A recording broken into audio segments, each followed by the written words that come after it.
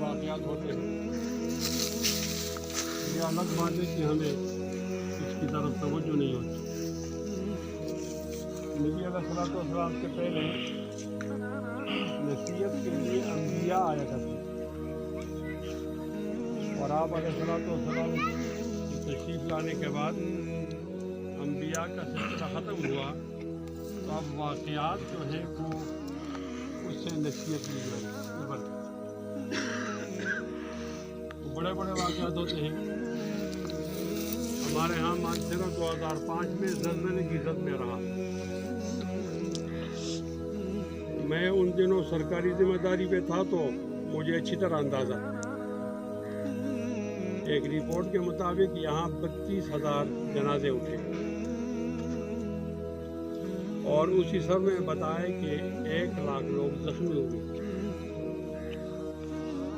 اور اس میں آگے بتایا ہے کہ 2.5 لوگ معمولی زخمی ہوئے.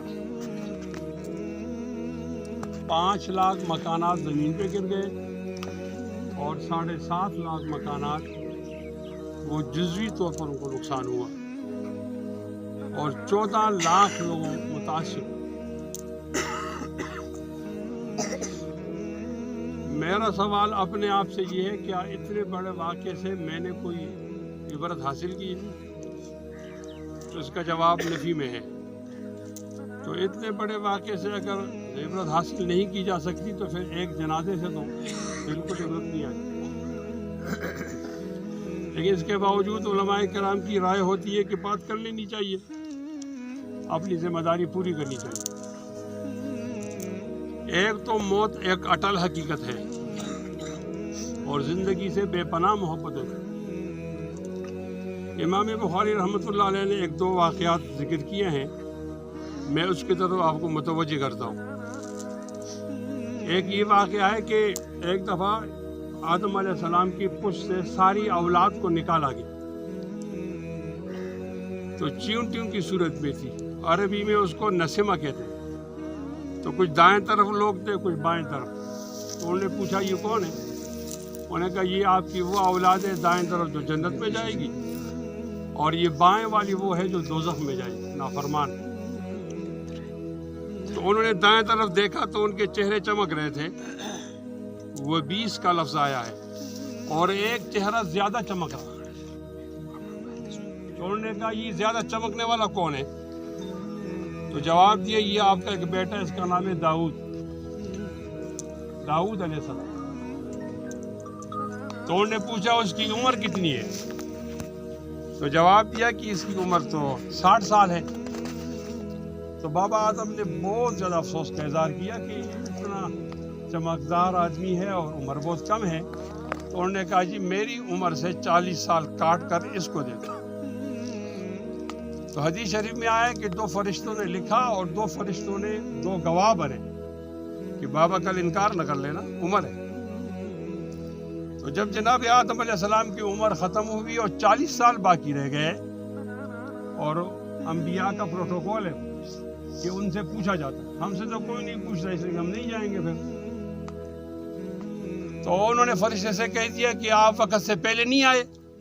انہیں کہا نہیں جی آپ نے تو وقت پورا ہو گیا, یہ 40 سال تو آپ نے اپنے ایک بیٹے کو دیے. اس نے کہا تمہارا دماغ خراب ہے, عمر بھی کوئی دیتا. تو ان کو وہ تحریر دکھائی. تو آدم علیہ السلام ظاہر ہے اس کے بعد اللہ تعالیٰ نے کہا شرمندہ نہیں کرو, اس کی 40 الگ پوری کرو اور وہ داؤد علیہ السلام کو جو اس نے دی وہ اس کی بھی پوری. اور جناب موسیٰ علیہ السلام کے بارے میں آتے جب ان کو فرشتہ آیا, یہ بھی حدیث بخاری کے. تو پوچھا کیوں آئے ہو؟ تو اس نے کہا جی آپ کا وقت پورا ہو گیا. تو اس نے اس کو منہ پہ تھپڑ مارا فرشتے اور کہتے ہیں اتنے زور سے تھپڑ لگائے کہ ان کا منہ ٹیڑھا ہو گیا, دوسری طرف ان کا منہ پھر گیا. اور جا کر اللہ تعالیٰ سے کہا کہ کس آدمی کے پاس بھیجا ہے, وہ تو مرنا ہی نہیں چاہتا, اس نے مجھے تھپڑ مارا ہے. تو اللہ تعالیٰ نے اسے کہا کہ دوبارہ جاؤ اور اسے کہو کہ ایک جانور خرید لو جس پر زیادہ بال ہوں اور اس کے بال گنو، اور اگر آپ نہیں گن سکتے تو فرشتہ گنے، میں آپ کو ایک ایک بال کے بدلے ایک ایک سال عمر دوں گا۔ تو پوچھا کہ اس کے بعد کیا ہوگا؟ اس کے بعد پھر موت ہو۔ تو موسیٰ علیہ السلام نے کہا کہ پھر بھی موت ہے اور خلاصی نہیں ہے، تو ٹھیک ہے، مجھ سے غلطی ہو گئی، فرشتوں کو بھیج دیں اور میں روح دینے کے لیے تیار ہوں۔ اتنی اٹل حقیقت ہے، ہمیں اس کی تیاری کرنی چاہیے، اور تیاری یہ ہے کہ ہم عدل بدل کے لیے نہ آئیں، یہ عبادت ہے، خالص اللہ کی رضا کے لیے آئیں، اور اس آدمی کو جو میت والے اس کو اپنے آپ کو نہ دکھائیں، اللہ تعالیٰ کو دکھائیں۔ یہ عبادت ہے، یہ عشر نہیں ہے، یہ ہمارے معاشرے کا کوئی رواج نہیں ہے۔ تو ظاہر ہے اس میں نیت کا بہت زیادہ عمل دخل ہوگا۔ اگر کسی کی نیت اچھی ہوگی اور دور سے آئے گا تو ہر قدم پر اس کا ثواب ملے گا۔ اللہ تعالیٰ میں صحیح نیت سے جنازہ پڑھنے کی توفیق نصیب ہو۔ مولانا فقیر محمد صاحب عالم تھے، تو یہ حاجی صاحب کے بیٹے تھے، حاجی صاحب تو عالم نہیں تھا۔ ہر ایک آدمی اپنے اولاد کے لیے زندگی گزارنے کا ایک راستہ متعین کرتا، تو حاجی کو رحمان صاحب نے اپنے بیٹوں کے لیے یہ راستہ متعین کیا۔ ٹھیک ہے، سلیمان عالم تو نہیں ہے لیکن وہ نیک آدمی ہے، اور مولانا نذیر بھی عالم ہے اور مولانا فقیر محمد صاحب بھی عالم ہے، تو وہ آپ کے درمیان کا آدمی تھا نا۔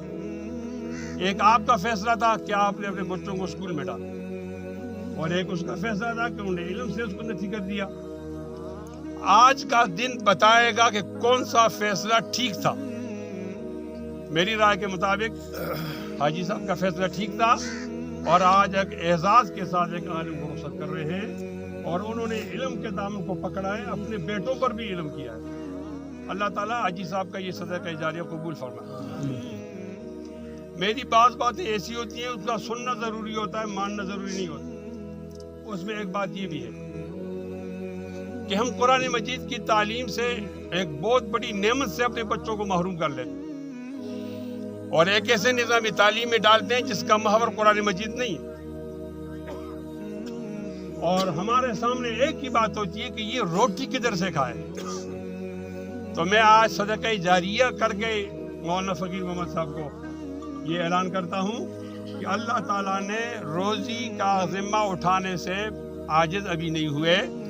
آپ اپنے بچوں کو قرآن مجید کی تعلیم سے محروم نہ کریں، زکوٰۃ کے طور پر ایک بچے کو عالم بنایا کریں، اس کا بہت زیادہ فائدہ ہوتا ہے، یہاں بھی فائدہ ہوتا ہے اور آخرت میں فائدہ ہوتا ہے۔ مولانا فقیر محمد صاحب عالم تھے اور انہوں نے بہت عرصہ پڑھایا ہے۔ حافظ ارشاد صاحب کے مدرسے میں حافظ صاحب بھی موجود ہیں، تو میں بہت عرصے سے ان کے بعد جاتا رہا ہوں، تو مجھے ان پہ رشک آتا تھا جس طرح وہ پڑھاتے تھے، اور میں نے کئی بار درخواست کی ان سے کہ آپ ہمارے ہاں پڑھائیں، لیکن قدرت کو منظور نہیں ہوگا۔ آج وہ ہمارے درمیان نہیں ہیں، فوت ہو گئے ہیں، لیکن انہوں نے اپنے پیچھے ان گنت ایسی طالبات چھوڑی ہیں جو آج رو بھی رہی ہیں، اور ان کے لیے صدقہ جاری ہے۔ اس زندگی میں جو چیز کام آنے والی ہے وہ چیز وہاں تک وہ پہنچ گئے تھے۔ انہوں نے ایک دیا جلایا اور دیے سے دیا جلتا گیا، دیا سے دیا جلتا گیا۔ انقطع عملہ الا عن ثلاث، سب اعمال ساری سرگرمیاں ختم ہو جاتی ہیں، 3 باقی رہتی ہیں، اور ان 3 میں ایک یہ ہے کہ آپ نے ایک ایسے علماء کے سلسلہ چھوڑ دیا کہ وہ سلسلہ آگے جاری رہا۔ میں اس موقع پر یہ درخواست کرنا بھی ضروری سمجھوں گا کہ ہر ایک آدمی اپنے لیے پیچھے اس طرح صدقہ جاریہ چھوڑے کہ اس کو اطمینان ہو کہ جب اللہ تعالیٰ میرے اعمال کو تولے تو یہ صدقہ جاریہ اس کے اندر ہوگا۔ میں اس موقع پر یہ تمام حضرات کی خدمت میں گزارش کرتا ہوں کہ حاجی صاحب کا راستہ ٹھیک تھا، مولانا فقیر محمد صاحب کا راستہ ٹھیک تھا، اور ان لوگوں نے جو دین کا راستہ اختیار کیا ہے وہ راستہ بھی ٹھیک ہے۔ اس کے علاوہ کوئی راستہ ٹھیک نہیں ہے۔ ہمیں اپنے آپ کو دین سے جوڑنا چاہیے، نبی علیہ الصلوۃ والسلام کے دامن سے جوڑنا چاہیے، نبی علیہ السلام کی سیرت سے، صورت سے، شریعت اور سنت سے جوڑنا چاہیے۔ یہی کامیابی کا معیار ہے، اور کامیابی کا کوئی معیار نہیں۔ جتنا ہم قریب رہیں گے اتنا ہم کامیاب رہیں گے، اور نبی علیہ السلام کی سنت سے جتنے دور رہیں گے اتنے ہم ناکام رہیں گے۔